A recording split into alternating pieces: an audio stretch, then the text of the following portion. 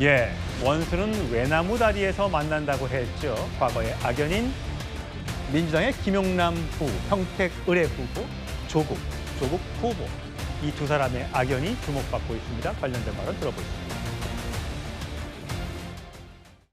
인사청문회를 거치고 문재인 정부의 법무부 장관으로 임명이 된다면 서해 맹산의 정신으로 공정한 법질서 확립, 검찰개혁, 법무부 혁신 등의 소명을 완수하겠습니다. 이렇게 많은 범죄와 관련한 이렇게 뚜렷한 혐의를 받고 있는 사람이 다른 곳도 아니고 법무부 장관 후보자로 지명되는 나라에 살고 있다는 것이 대한민국의 국민의 한 사람으로서 심한 모멸감을 느낍니다. 예, 저 당시에는 보수정당에 몸을 담고 있었던 김용남 전 의원이었는데, 자, 김용남 국힘 소속대 사모펀드 의혹을 저격했었다.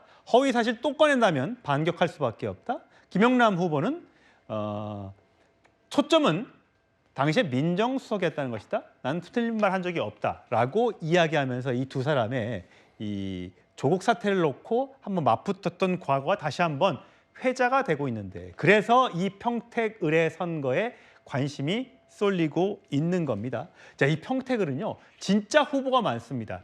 뭐 어디는 양자구도이기도 하고 많아야 삼자구도인데 여기는 현재 벌써 5자 구도가 펼쳐지고 있습니다. 만약에 뭐 다른 인물 또 나온다면 6자, 7자가 될 수도 있겠죠.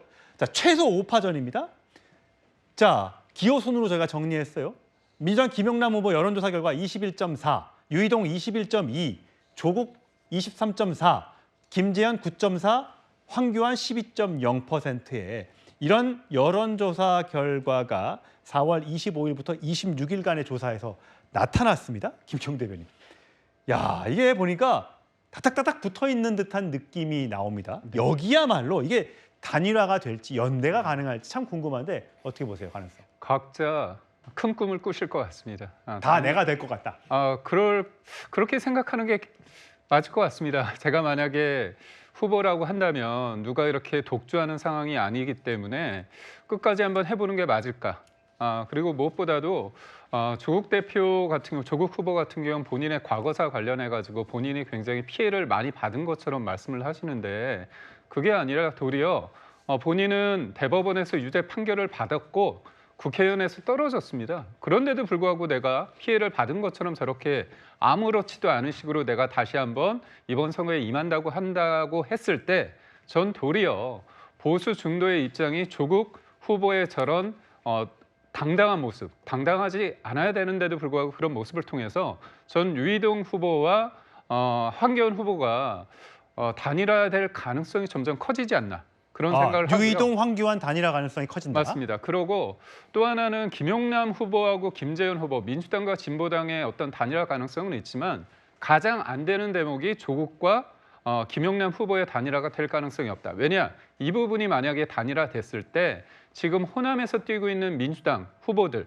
그 부분에 대해서 마땅치 않다는 느낌이 있고요. 또 하나는 김용남 후보를 결국 갔을 때 단일화를 위한 하나의 불쏘시개 역할일 것이냐, 이런 비판을 친명계에서 할 수 있거든요. 그러면 8월 달에 있을 전당대회에 있어서 이른바 정청래 대표 후보가 됐을 때 정청래 대표한테 유리하지 않은 어떤 신호를 익힐 수도 있습니다. 그렇기 때문에 예. 끝까지 다자구도를 진보 진행을 할 수 있고요. 역으로 중도 보수 관점에서 볼 때는 저희가 황교안 후보와 유이동 후보가 단일화될 가능성이 저는 있다, 이렇게 분석합니다. 자, 김주희 특보는 어떻게 생각하세요? 보수는 단일화할 가능성이 있고 진보는 분열할 것이다? 각자 선거를 치를 것이다? 보수가 단일화할 가능성이 있지요. 그런데 그 단일화를 하기 위해선 아마 국민 여러분들께 이 점 하나는 분명하게 말씀을 해야 될 것 같습니다. 황교안 후보가 주장하고 있는 부정선거 주장, 이 부분에 대해서 유이동 후보가 또는 국민의힘이 동의하는 건지 여부를 분명하게 밝히면 뭐 단일화하는 부분에 대해서 국민들께서 평가하시겠죠. 그러나 지금 부정선거까지 윤호개인을 넘어서는 부정선거론까지 다 끌어안겠다? 그것이 무엇을 위한 단일화인지 그 부분에 대해서는 쉽게 납득하기는 굉장히 어려울 것 같습니다. 그리고 진보 진영에서의 단일화 가능성, 물론 저는 열려 있다고 봅니다. 다만 지금 각 당이 당 대표들께서 직접 선거에 뛰어든 만큼 각 당에서는 최대한 본인들의 어떤 그 당력을 집중할 것이기 때문에 어느 정도 시간이 지날 때까지 이 단일화의 논의가 구체화되기에는 좀 아직은 이르지 않을까라는 것이 제 개인적인 생각입니다. 예, 선거가 점점 재밌어집니다. 저희 채널A 뉴스탑 10과 함께 선거 자세하게 살펴봤습니다. 부산도 치열하다면 야, 이 평택도요? 예? 만만치 않아요. 김용남, 유이동, 조국 거기에 다른 정당 후보들까지 지지율이 꽤 나오고 예상보다 있습니다. 자, 일단 그 민주당 김용남 전 의원하고 조국 후보가 굉장한 신경전을 벌이고 있습니다. 예? 들어보시죠. 김영남 의원이 국민의힘에 계실 때 사모펀드 관련해서 저격을 많이 하셨는데 먼저 저는 사모펀드 관련해서는 수사 자체를 받지 않았어요. 판결 자체에 아예 없는 거죠. 만약에 이 점을 갖다가 왜곡해서 공격한다면 허위사실적시 명예훼손입니다. 만약에 제가 뭐 주식 작전 세력의 최정점이라거나 권력형 비리였다거나 이렇게 말씀하신다면 저는 자신의 명예를 지키기 위해서라도 반격을 할 것이다. 조국 사모펀드와 관련해서 제가 이런저런 사실을 국민들께 알려드렸습니다만 틀린 내용은 지금까지 봐도 하나도 없습니다. 다만 배우자분은 알았지만 남편인 조국 후보는 몰랐다는 이유에서 그 부분 유죄 선고가 안 된 것인데 청와대 민정수석 다른 자리도 아니고 네. 우리나라에서 최고위직이잖아요. 청와대 민정수석에 있는 사람의 가족 그 주변 사람들이 이렇게 우회상장 구조를 만드는 게 맞냐. 사실과 다른 얘기는 제가 드린 적이 없습니다. 야, 이거 신경전이에요. 사모펀드를 건든 거예요. 김용남 전 의원은 내가 틀린 말이냐. 조국 대표는 저 틀린 말이다.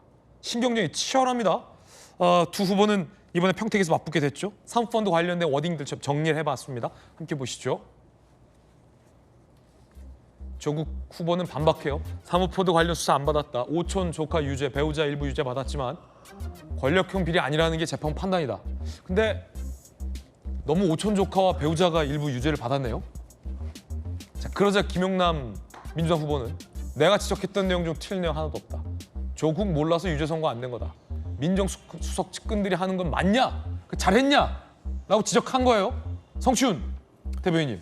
그러니까 조국 대표가 왜 이야기를 꺼냈는지 저는 솔직히 이해가 안 갑니다. 조국 대표가 왜 사모펀드 얘기를 했냐? 예, 그러니까 그 아마 김용남 전 의원의 김용남 후보의 사모펀드 본인과 관련된 발언이라든지 보니까 지금 조국혁신당에서는 김용남 전 의원이 그러니까 보수 진영에 있을 때 했던 발언들, 뭐 세월호 관련 발언, 뭐 부적절한 발언들이 있었더라고요. 근데 그런 부분들도 다 지적하면서 김용남 후보를 공격을 하고 있습니다. 근데 모르겠어요. 과거 보수 진영에서의 진영 논리에 따른 발언에 대해서는 좀 비판할 수 있다고 봅니다만. 네네. 근데 사모펀드 얘기를 왜 자꾸 저렇게 핵심적으로 꺼내는지. 저거는 이제 조카도 있고 본인 저 사모님도 있고 연루가 그러니까 된 건데. 지금 조카가 유죄고 그 배우자가 일부 유죄다. 근데 나는 법적으로 판결조차 받지 않았다. 재판조차 받지 않았다.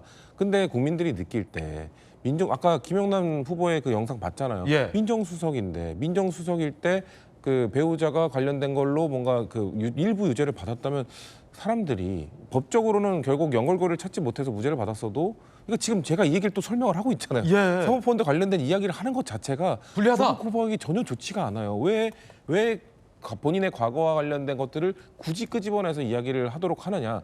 저는 이게 지금 조국혁신당의 생각은 아마도 김용남 후보가 검사 출신이잖아요. 네. 그러니까 검사 출신과 피해자의 구도를 좀 만들고 싶어하는 거 아닌가라는 생각이 드는데 그렇게 프레임이 잘 안 짜질 겁니다. 굉장히 심오한 뜻이네요. 네, 그렇게 해가지고 조국 대표의 과거는 결국 검찰들의 무리한 기소과 때문이다.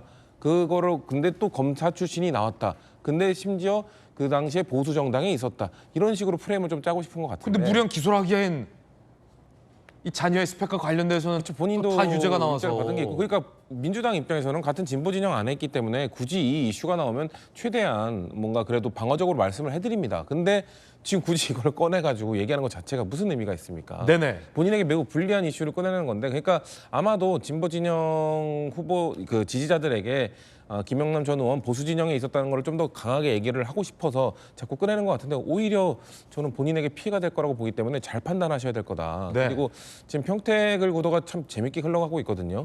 지금 이 정도로 지금 불이 붙어버리면 진보 진영에서 이러면 여기도 진보 진영도 단일화 못하는 거 아니야라는 얘기가 나올 수 있는데, 이쪽 여론조사도 지금까지 나온 건 그렇게 큰 의미가 없고, 이제 김영남 후보가 등록을 했고 이제 오자 구도가 됐으니까 이제 나오는 여론조사를 봐야 될 텐데, 만약에 진보 진영이 단일화를 하지 않았을 때 못 이기는 구도가 짜여진다.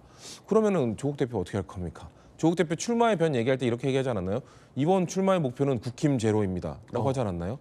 근데 진보 진영이 단일화 안 하면 국힘이 한석을 가져갈 수 있는 상황이 연출이 돼요.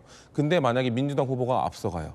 그러면은 본인이 사퇴해야 되는 거 아닌가요? 본인이 사퇴해야 된다. 국힘 제로라는 말을 했잖아요. 자, 이런 것들도 다 고려했을 때 굳이 이 민주당 후보와 조국 대표가, 이렇게 김영남 후보와 조국 후보가 이렇게 치고받을 필요가 없어요. 그래서 김영남 후보가 사실 이렇게 얘기했거든요. 나를 공격하지 않으면 나도 굳이 공격하지 않겠다고 했는데, 지금 계속 사모펀드, 과거 발언 이거를 공격을 하니까 네. 이렇게 되면 김영남 후보도 가만히 있을 수 없거든요. 그렇게 되면은 사모펀드 얘기 좀 해볼까요 하고 또 풀어버리면 또 손해예요. 그러니까 아직 본격적으로 안 풀었다. 그러니까요. 제가 굳이 조국 대표 입장에서는 풀어보십시오. 나랑 관련된 게 없습니다. 명예훼손하는 겁니다. 그 얘기를 하는 것 자체가 손해라니까요. 네. 그러니까 지금 선거 전략을 민주당 후보를 깎아내리는 것보다는 보수 진영에 대한 공격이나 아니면 평택을의 비전에 대해서 계속 얘기를 하시는 게 좋지, 김영남 후보 등장하자마자 어떻게 이럴 수가 있냐 그러면서 김영남 후보의 과거를 공격하는 거는 전혀 도움이 안 될 겁니다. 여론조사 지금 나오고 있는데 함께 보시죠. 이 지역도 상당히 접전 양상입니다.